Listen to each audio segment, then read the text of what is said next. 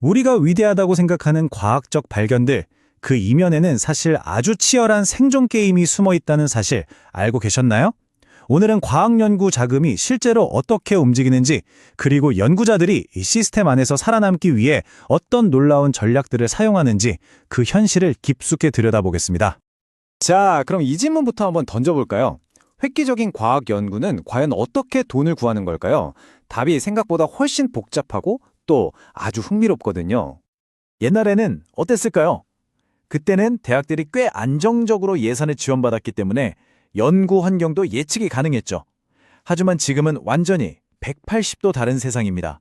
연구자들은 한정된 보조금을 따내기 위해서 끊임없이 경쟁해야 하거든요. 말 그대로 격동의 자원 환경이라고 불릴 만한 곳에서 살아남아야 하는 거죠. 그러니까 이런 환경에서 현대 연구자들은요, 그냥 실험실에 갇혀 있는 천재가 아니에요. 오히려 두 개의 아주 중요한 포트폴리오를 관리하는 전략가에 가깝다고 할 수 있죠. 첫 번째는 바로 연구 포트폴리오라는 건데요. 이건 뭐냐면 지금 하고 있는 프로젝트, 앞으로 하고 싶은 잠재적인 프로젝트들, 그리고 아주 장기적인 연구 목표까지 다 포함하는 거예요.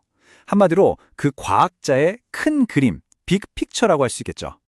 그리고 그 큰 그림에 생명을 불어넣으려면, 그렇죠, 돈이 필요하죠. 이게 바로 자금 포트폴리오입니다. 지금 수중에 있는 돈부터 앞으로 따내야 할 모든 가능한 자금줄까지, 말 그대로 아이디어를 현실로 만들어줄 실탄이라고 보시면 됩니다. 자, 그래서 오늘날 연구자들의 가장 큰 고민, 가장 큰 숙제가 바로 이겁니다. 자신의 야심찬 아이디어, 그러니까 이 연구 포트폴리오랑 이 냉혹한 현실의 벽, 즉 자금 포트폴리오를 어떻게든 딱 맞춰야 하는 거죠. 정말 어려운 퍼즐을 풀어야 하는 상황인 거예요. 아니, 그렇다면 연구자들은 이 험난한 경쟁 속에서 살아남으려고 도대체 어떤 전략들을 쓸까요? 이들의 과학적 생존 전략집, 그 속을 한번 살짝 들여다보시죠. 크게 보면 전략은 네 가지로 나눌 수 있어요. 아예 판 자체, 그러니까 자금 지원 환경을 바꾸려고 하거나 아주 영리하게 보조금을 따내는 거죠. 또 일단 확보한 돈을 창의적으로 굴리기도 하고요. 심지어는 돈에 맞춰서 연구 방향을 틀기도 합니다. 자, 그럼 이제 진짜 재밌는 부분입니다. 구체적인 전략들을 하나씩 살펴볼까요? 첫 번째는 바로 윈도우 드레싱입니다. 백화점 쇼윈도우처럼 내 연구를 얼마나 멋지게 포장해서 보여주느냐, 바로 그 기술이죠. 이거 정말 흥미로운 사례인데요. 여기 인용문을 한번 보세요. 2000년에 나온 모리스의 연구인데 진화생물학자들이 펀딩을 받으려고 자기 연구에다가 기후변화라는 옷을 입히거나 의료 연구인 척 색칠을 했다는 거예요. 그러니까 자금을 주는 기관이 좋아할 만한 주제에 맞춰서 연구의 겉모습을 바꾸는 거죠. 자, 두 번째 핵심 전략. 이름부터가 심상치 않죠? 부트래깅입니다. 원래 밀주제조라는 뜻이잖아요. 이름처럼 약간은 비밀스럽게 기존 자금을 다른 데 쓰는 걸 말해요. 그러니까 이런 거예요.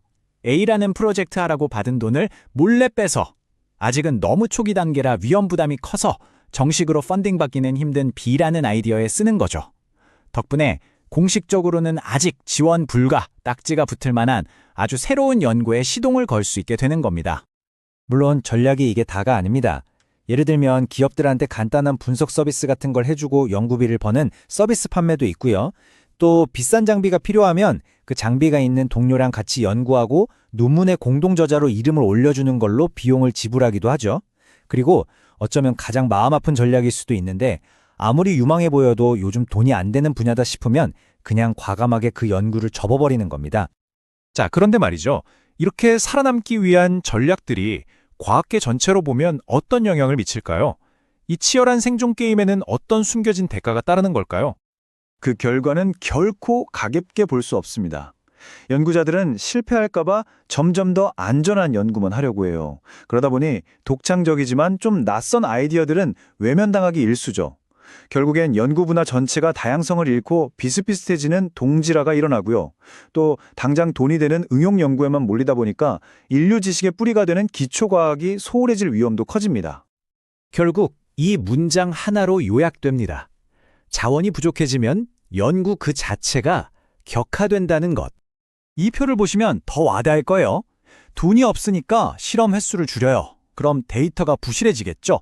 좀 더 저렴한 곳에서 현장 연구를 해요.